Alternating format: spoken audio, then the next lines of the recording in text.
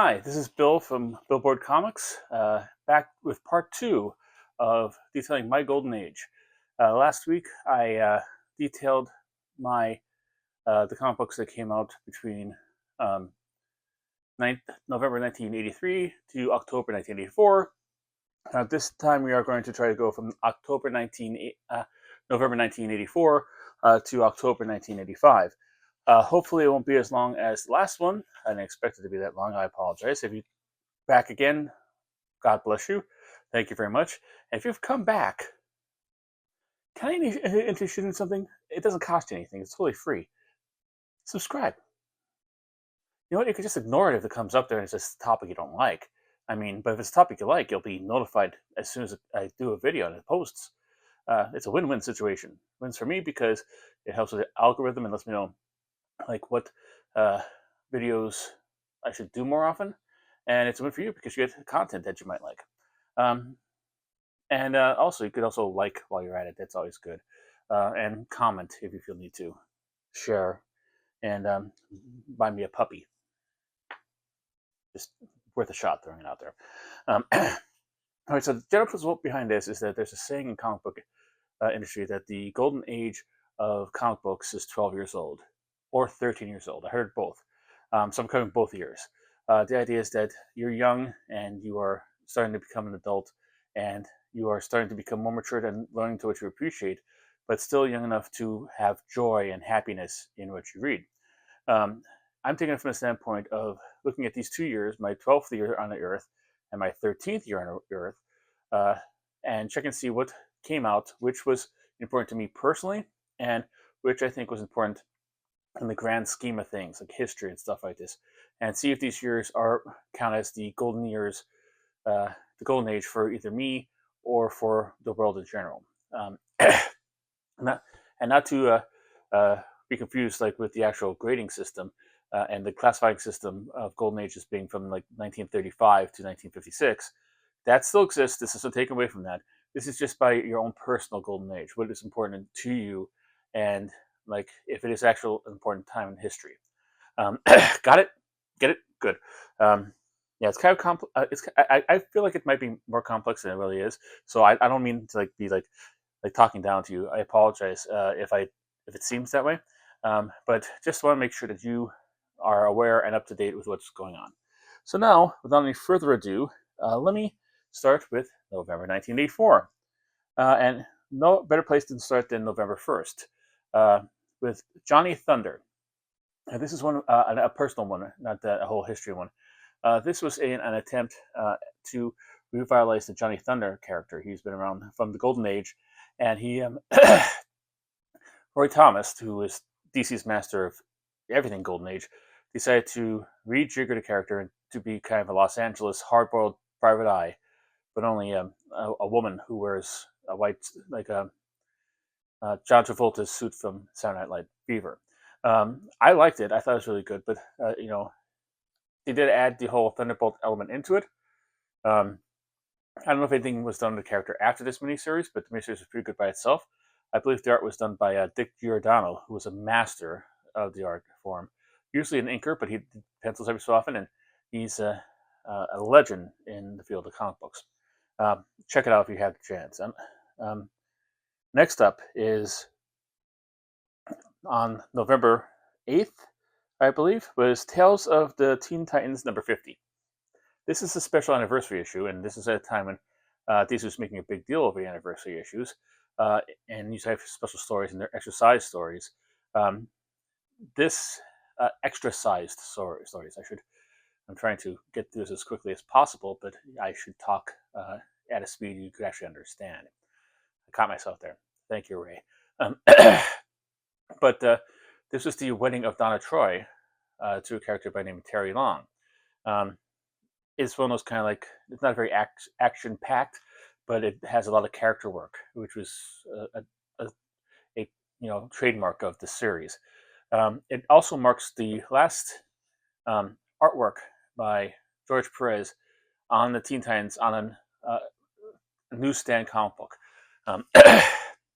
Him, he would he still I think he was still doing the Baxter series as direct only for a little while longer, and he did come back to it. He had a brief hiatus, and he came back to it a couple of years afterwards. But he would not do the New Teen Titans until, you know, next time we appear in the newsstand, it would be a reprint from the Baxter thing.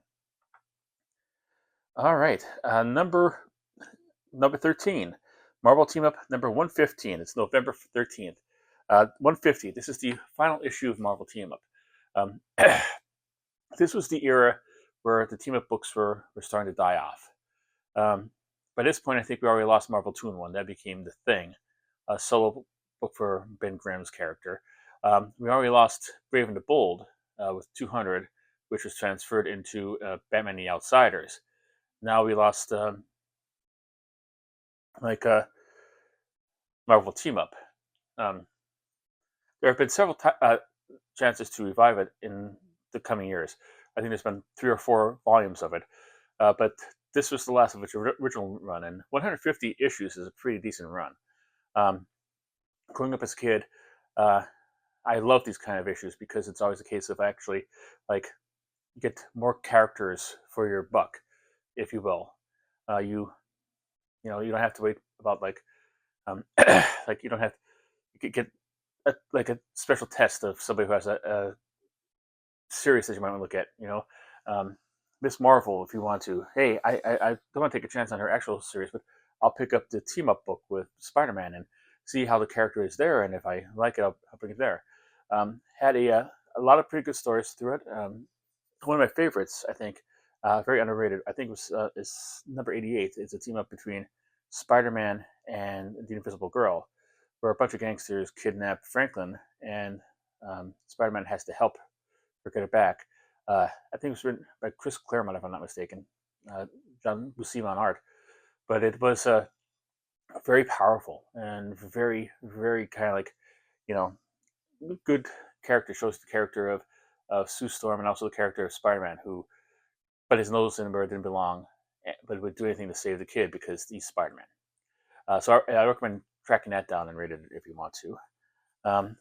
Merrily rolling along into December of 1984, starting with 12/4/84, we have the debut of Sergio Aragonés' Groo the Wanderer, number 1. This is his epic series. His Pacific series stopped a couple months beforehand, but this was his big kind of like series. It lasted like over 130 issues, I believe, and this is how I became first exposed to it. Actually, I remember getting the first issue on the newsstand, and it was rare that I'd take a chance on something like that. But like I knew Aragonés from Mad magazine, and I figured it couldn't be that bad. Fell in love with the character. He's one of my favorite characters, and this is one of my favorite series. I do need some issues towards the end. I kind of like it fell off my pull list as I got older and started drinking more. Not drinking like drinking, but going out with friends and having beverages and stuff like that. God, that sounded horrible.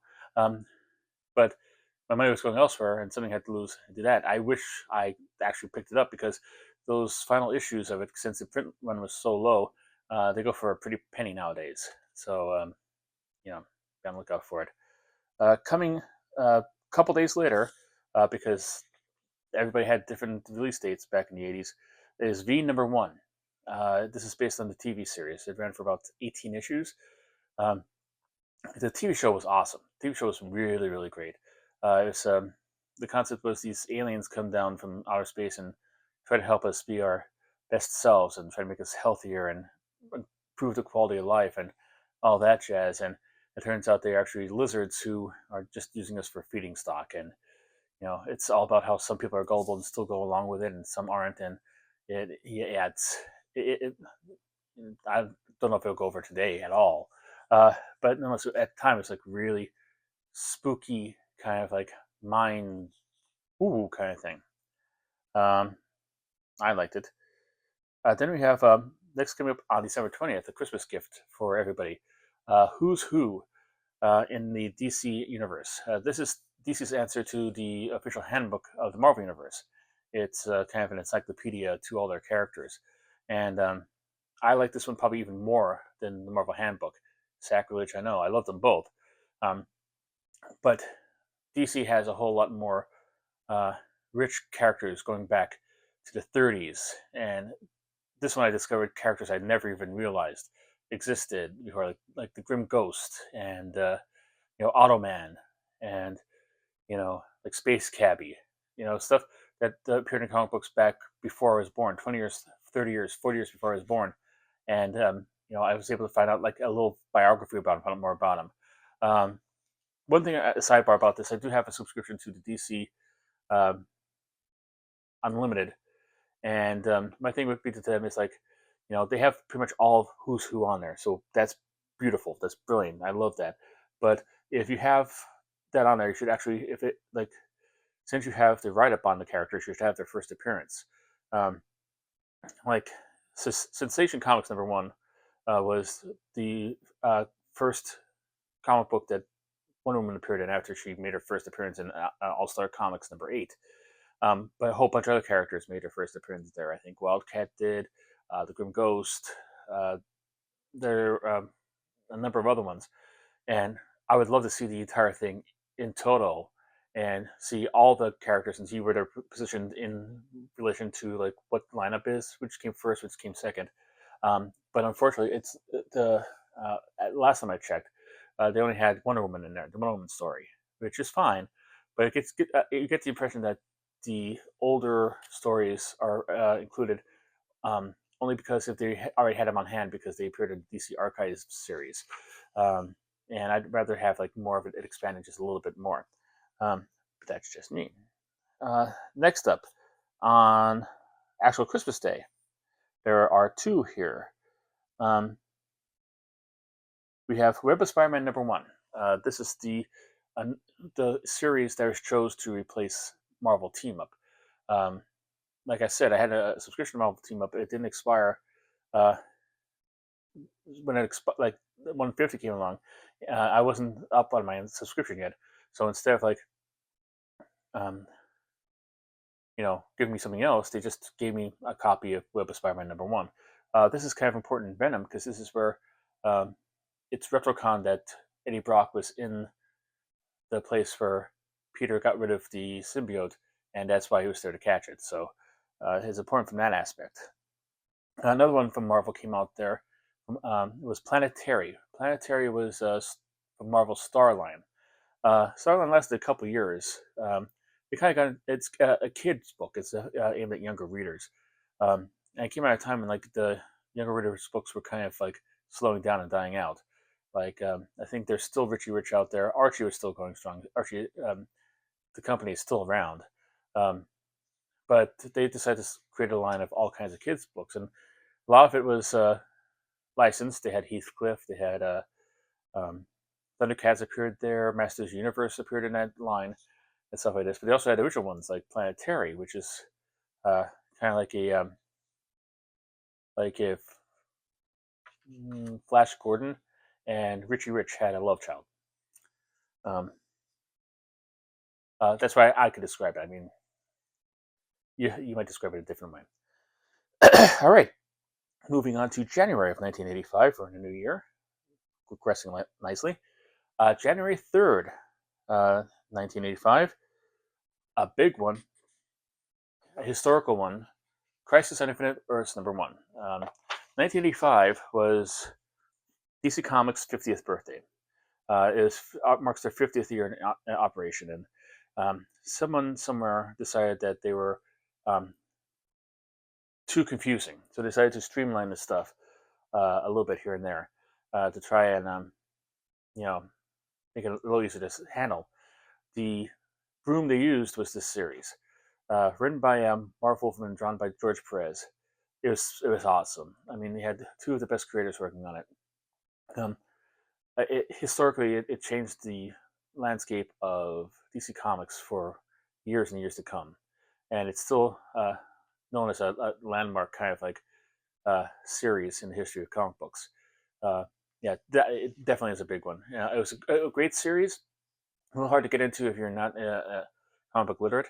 I was not exactly a comic scholar at the time, so I had a hard time like knowing stuff like this. But I was reading Who's Who at the same time, so I was able to like cross reference and stuff.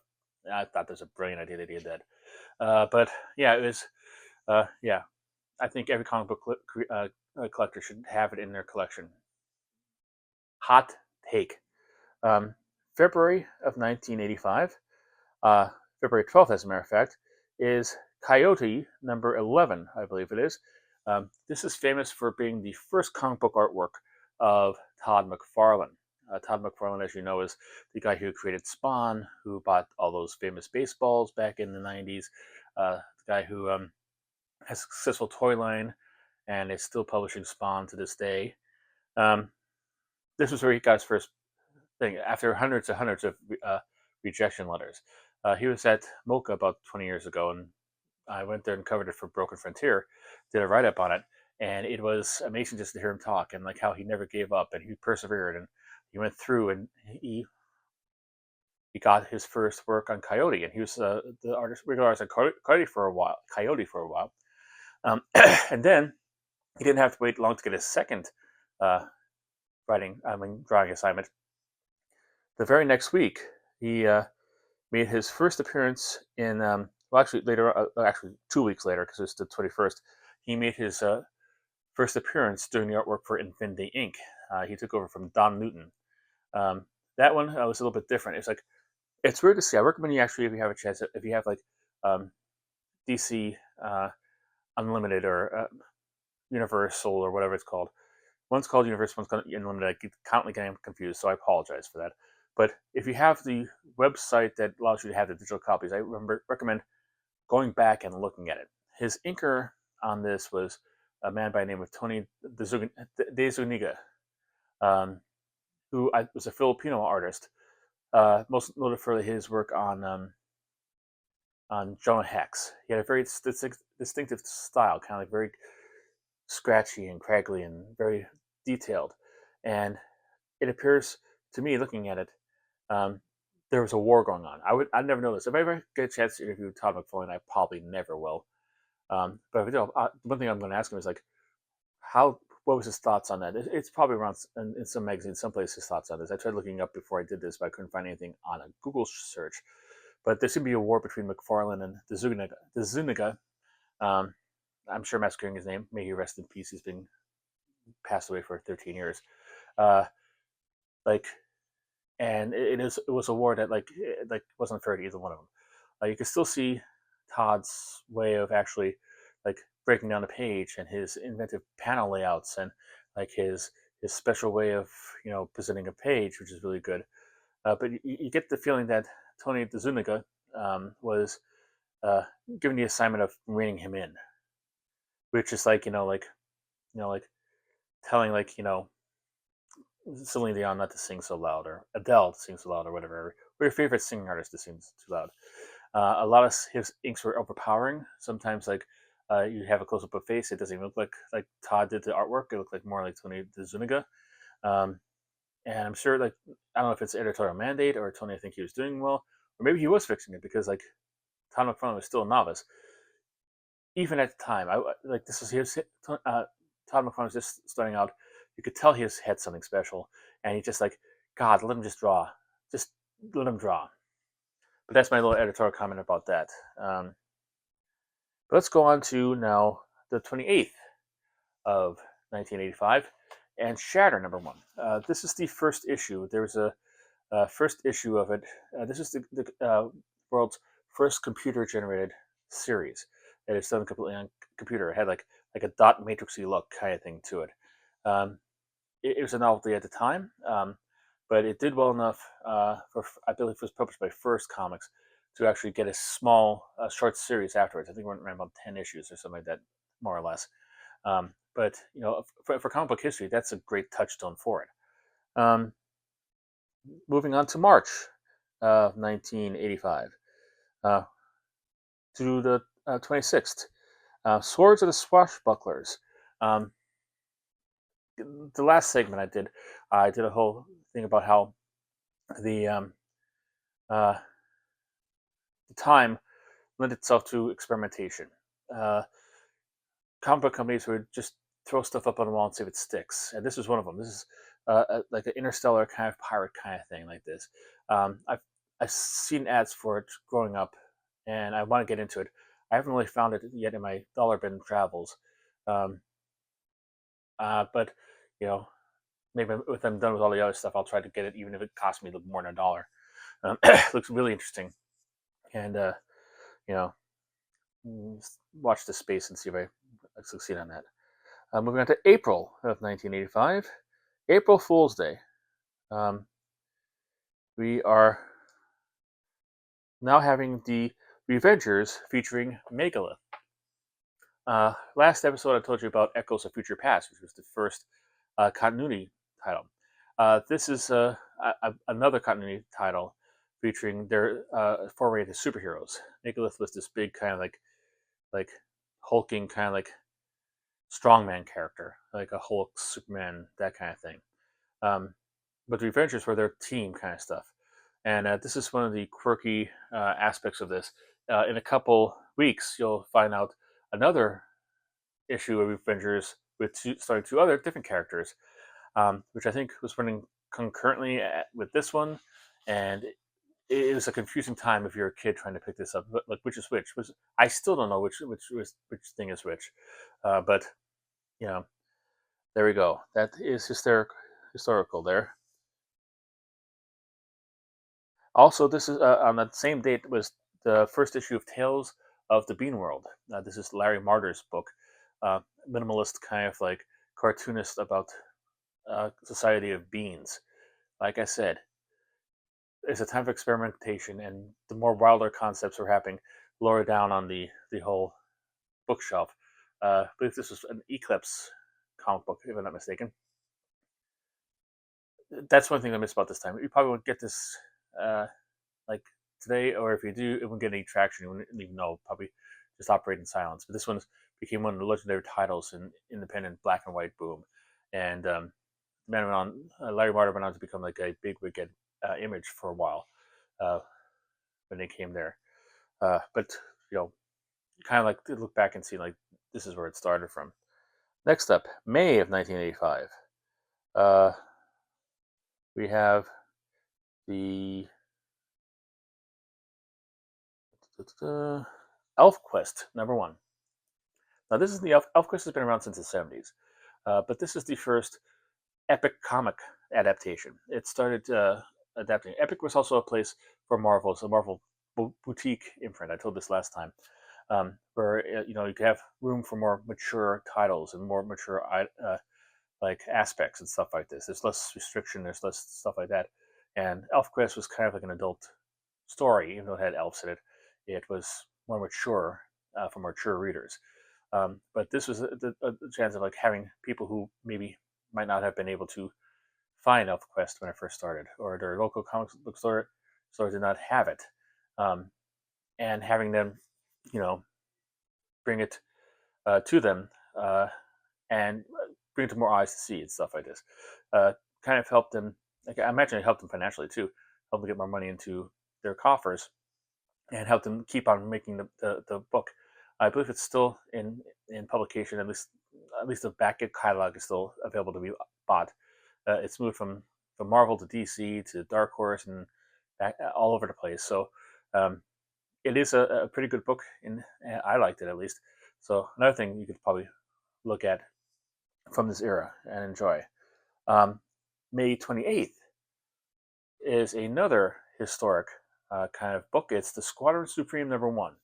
Um, this was a very good book. I'm not kind of, it's kind of a deconstruction tale done by Marvel. So if you're ever wondering like what Marvel's deconstruction thing would be like, um, this is it. They had a character, a pastiche of the Justice League called the Squadron Supreme that they used and had them fight against the Avengers. DC also don't feel so bad. DC all had a version of the Avengers they had against the Justice League, so it's kind of the series was kind of a quid pro quo kind of thing. But Mark Grunwald, I think with Bob Hall, I believe, on artwork, and later Bob Bryan, decided to make an entire series about it, and asking the question of like what would happen if superheroes actually took over the Earth uh, for its own good, and the whole thing about giving up individual freedoms for peace and safety kind of thing. and the moral implications of that. Uh, it's a really good book. It was one of Mark Gruenwald's favorite. He passed away way too young, but when he died, he asked to have his ashes put in, supposedly, rumoredly, I don't know if this is an urban legend or actually happened, in with the printing of the trade paperback of this series. It's worth checking out. It's one of the finest Justice League stories you ever want to see, and when you know it, it's from Marvel. So this makes us halfway through section 2. We are now about to start into June 1985. Hope everybody has their pencils sharpened. This is the laboratory if they needed to, and got any snacks they needed. So we're all ready to begin? All right, let's begin. June 1985. June 11th is Long Shot number 1. Pardon me. Long Shot number 1 was written by Ann Nocenti and is the first appearance of an ultra-dimensional mutant called Longshot. But more importantly, historically and personally, because he's one of my favorite artists, it was the first official comic book work from Art Adams. Like I said earlier in the last segment, he did a lot of the special effects on the Marvel Fumetti issue, which is composed of just photographs from the Marvel bullpen. This is the first time you got a chance to actually draw a comic book and characters in action and all that. And I think he's one of the best comic book artists in the history of comic books. Very underrated, I think.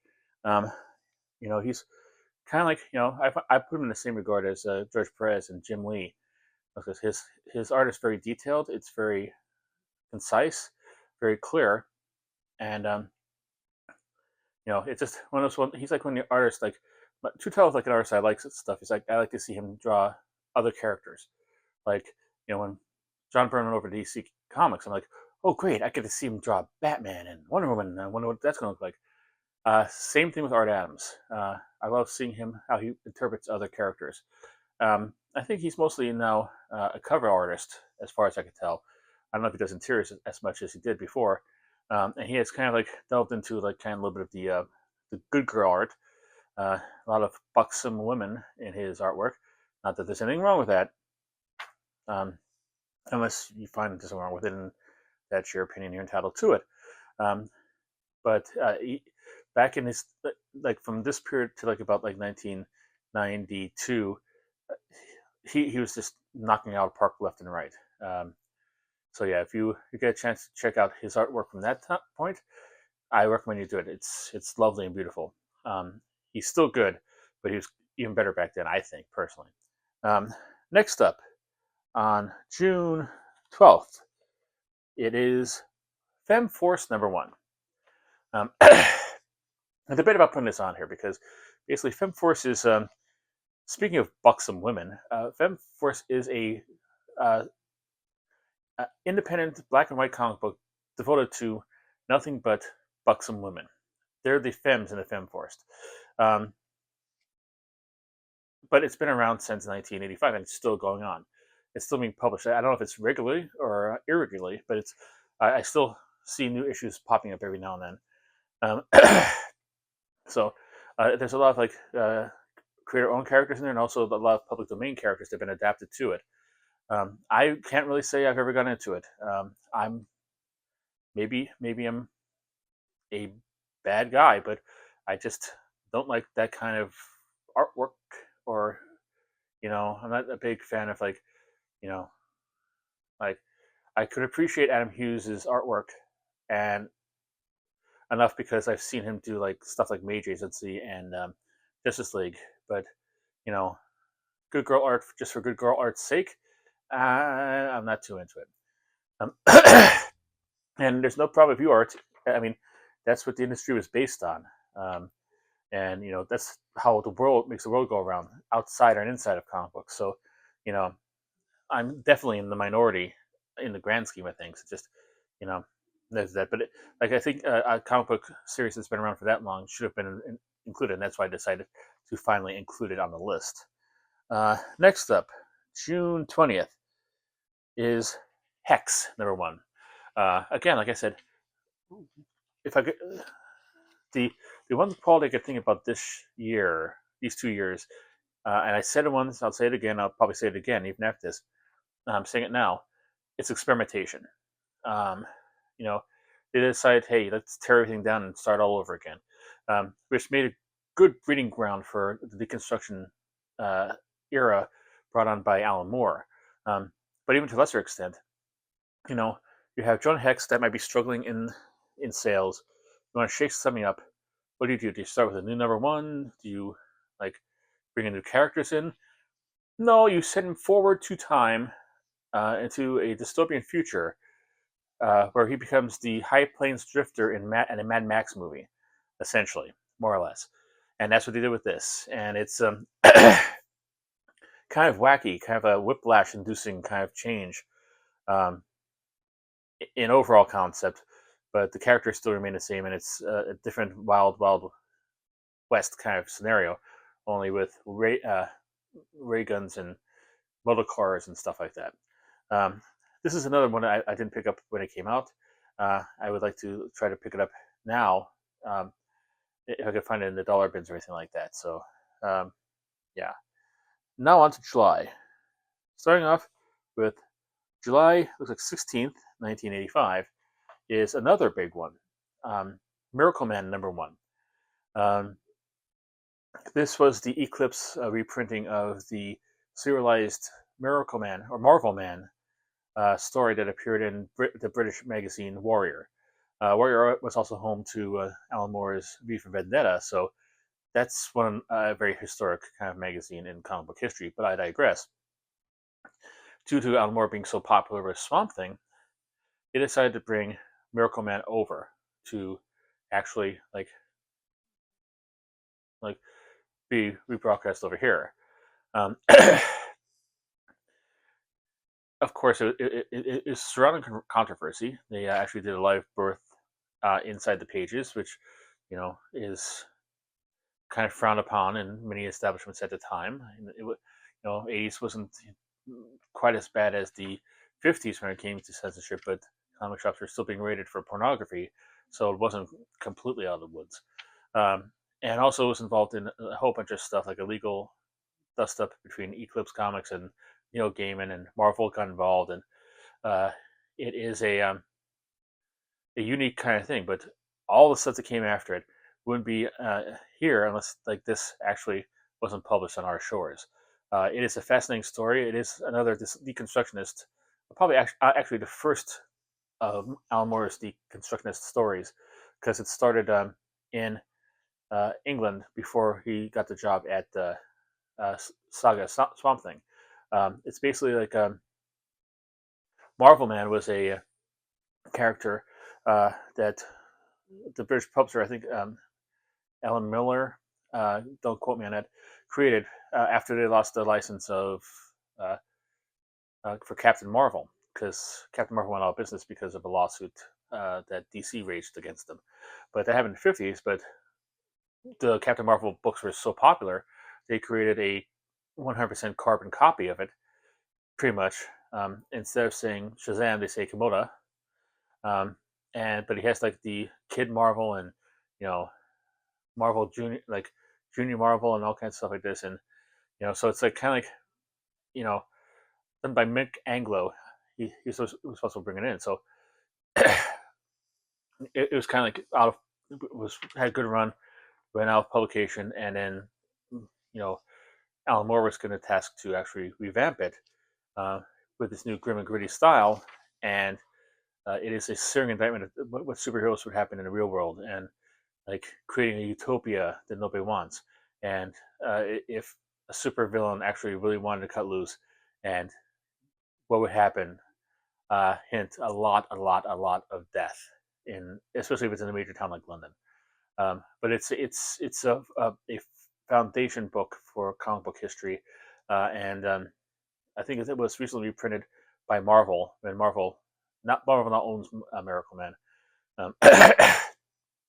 I don't think they're doing anything with it, but they recently did the whole series in a series of hardbacks, so you have no excuse not to read it, and it looks better than it ever did before.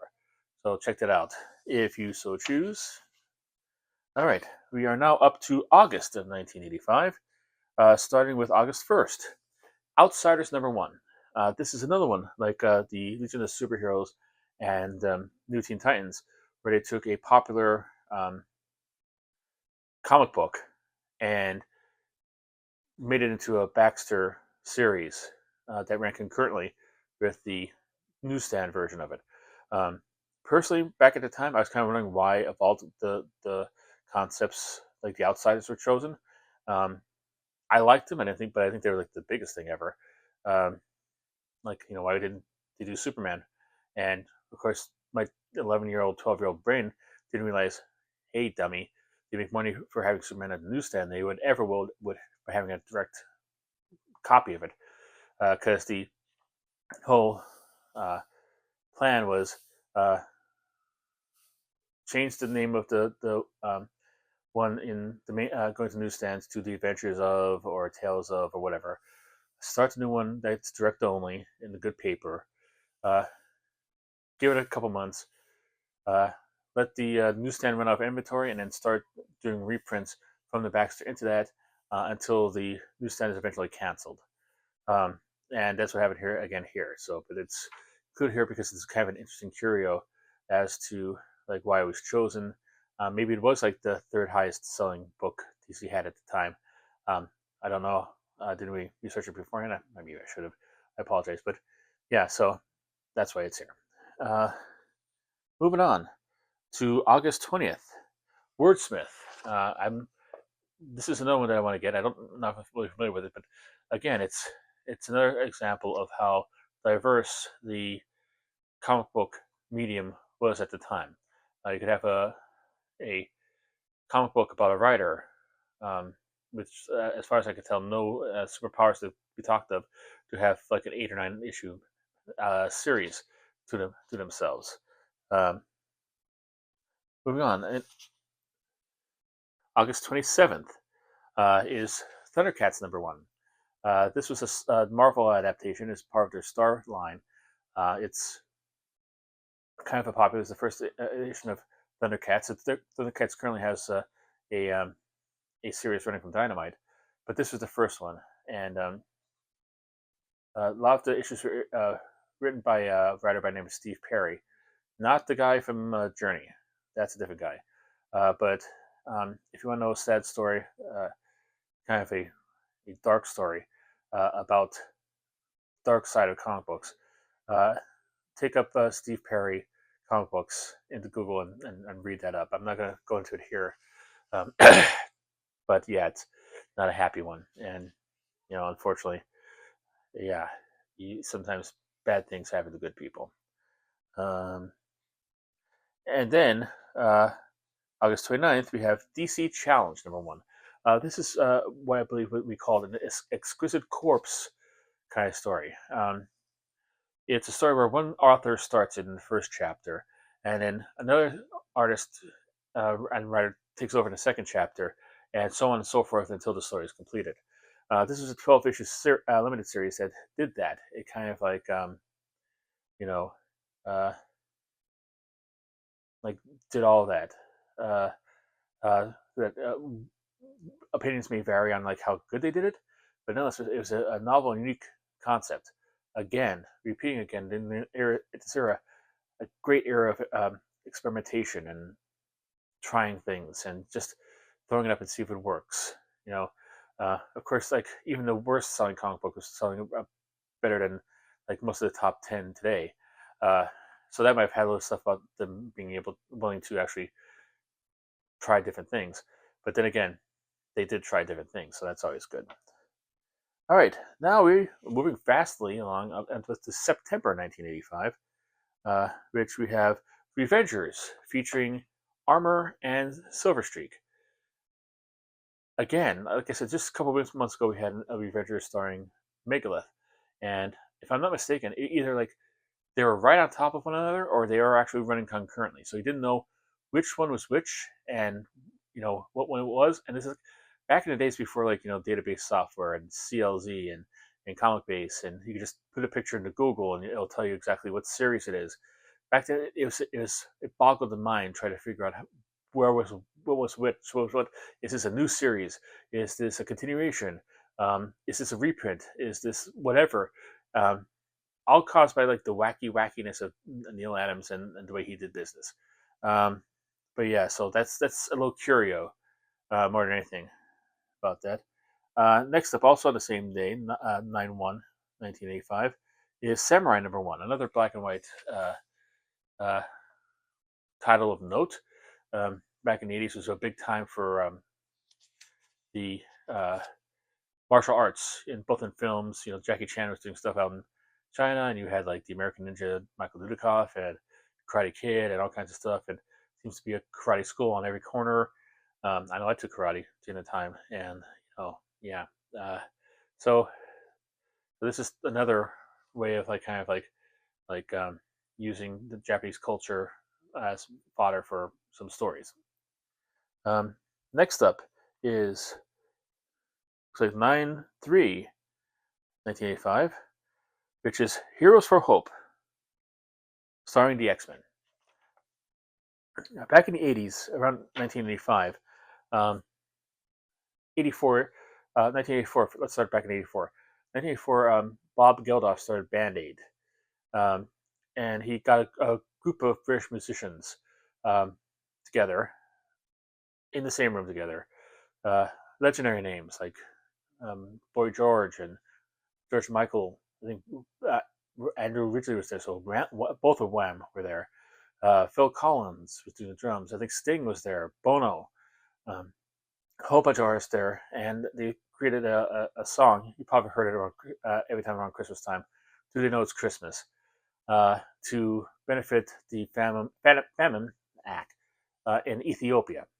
Um, this led the people in the Americans to do USA for Africa, which was another all-star lineup that recorded after the Grammys in 1985. We Are the World, and some of the people in there was Ray Charles, Tina Turner, Bob Dylan, Michael Jackson, Lionel Richie, Bruce Springsteen, Billy Joel, a whole bunch of legendary names. But needless to say, between these two groups, they came together, I think, that summer to, if I'm not mistaken, do Live Aid, which is a concert both in London and in America, where basically it was for the benefit of famine relief. Um, so, needless to say, during this time, um, helping the starving people in Africa was a big, big charitable cause for a lot of people back in that day. Uh, and in comic books were no different. Jim Shooter saw this and decided to actually take some action amongst himself and create a benefit comic book that would also help famine relief. Um, and this is the comic book that resulted from it.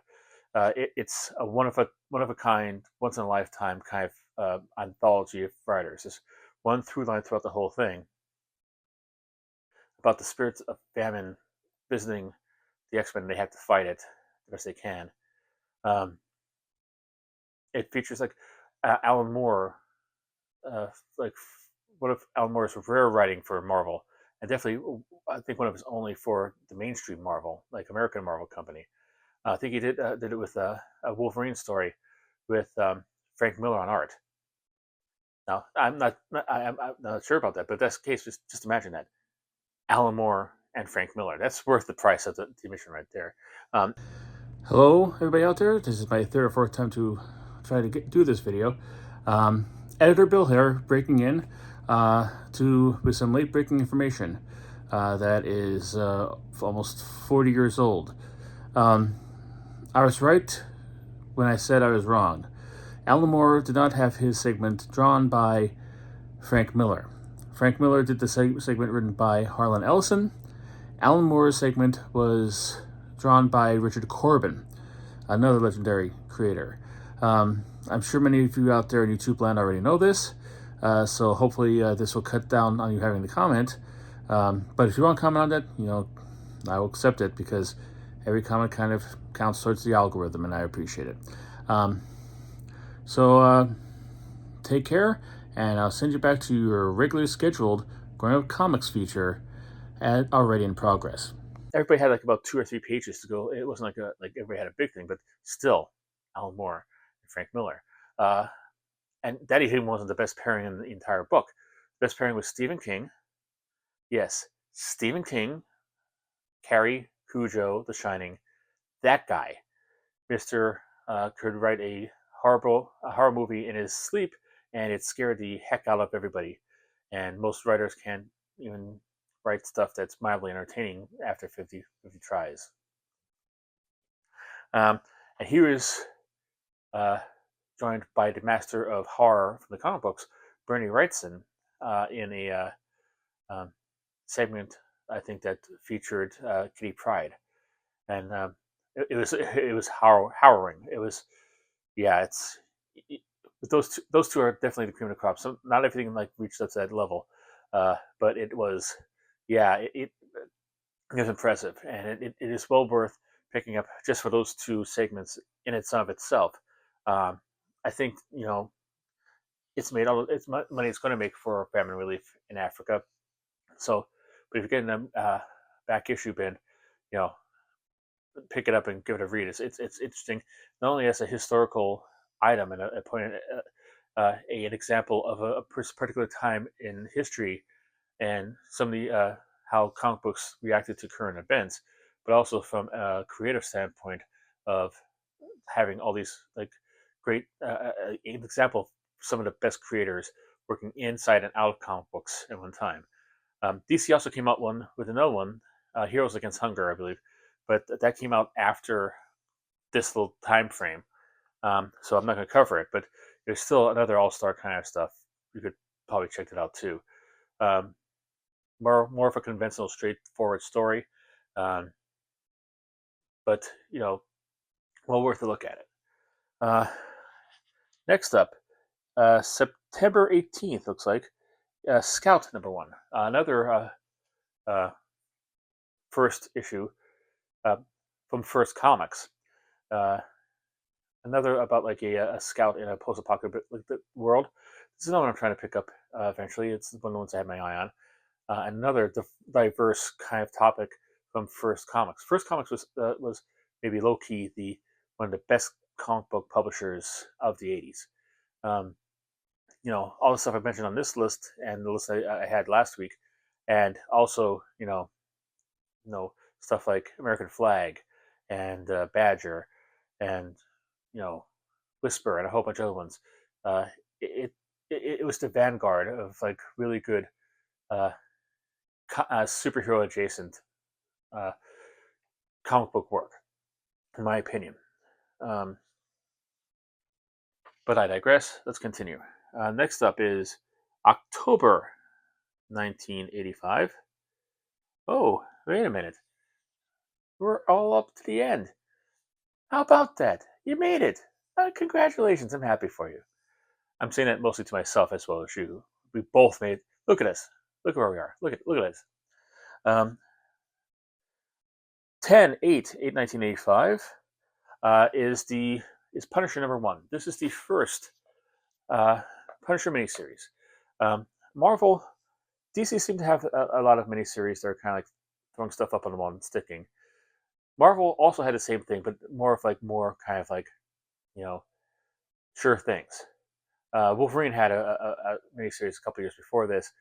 Obviously, one of the biggest characters that came out of Marvel in the '80s. Of course, it's going to do well. Same thing with Punisher. Punisher was like appearing as supporting characters in various and sundry kind of comic books, mostly in Amazing Spider-Man, but he was also starting to branch out into Daredevil, and also he has a historical one in Captain America. So it was event only a matter of time. He also had a couple stories in like the black and white magazines that Marvel was putting out too, but it was only a matter of time before he got his own kind of special kind of miniseries to focus on his unique brand of justice. Uh, of course, this one I think it was supposed to run for 4 issues. So it was extended to 5 issues, and then eventually led to his own ongoing series, uh, which, if you watched my segment on volumes, you would be able to tell he's had a number of volumes. Well, I don't think I covered it there, but like nonetheless, he's had about like 11 or 12 volumes to his credit. But it all started here. This was his first one. Another one I didn't pick up when it came out, but I want to pick up now. So that's it. That's my golden ages. Um, just to sum up both weeks, I think it is a pretty golden age, both personally and in the history of comic books. You've had some game changers, stuff that totally is changed the world of comic books in ways that are actually like being felt today. It it you know Crisis, Alan Moore and Swamp Thing, Miracle Man, uh, you know Squadron Supreme, even if I include on that. The first work of a comic work of Tom McFarlane, Art Adams. From a point of history itself, it is like I said, the golden age is the golden age. It's never going to be touched. Like the 30s and 40s when comic industry started, that is for number one. Got the publication of Mount Rushmore. Nobody's going to try to discuss that. But as it stands, from looking back at this era was a pretty damn fine era.